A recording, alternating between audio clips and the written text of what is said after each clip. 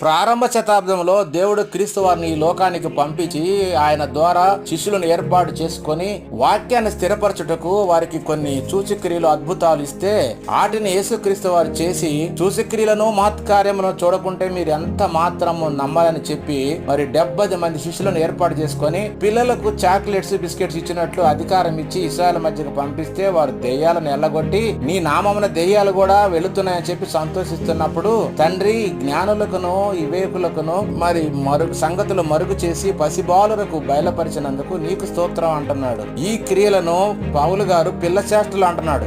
నేను పిల్లవాడనై ఉన్నప్పుడు పిల్లవాని వలె మాట్లాడి తిని, పిల్లవాని వలె తలంచి తిని, పిల్లవానిని యోచించి తిని, ఇప్పుడు పెద్దవాడనై పిల్ల చేష్టలు మానితేనే అంటున్నాడు. కానీ ఇప్పటికి కూడా మేము దెయ్యాలను ఎల్లగొడుతున్నామని చెప్పి క్రీస్తు దగ్గరకు వస్తే క్రీస్తు అక్రమము అంటున్నాడు. కానీ అక్రమము చేస్తూనే ఇప్పటికి కూడా మేము నరకానికి వెళుతున్నామంటున్నారు నేటి బోధకులు.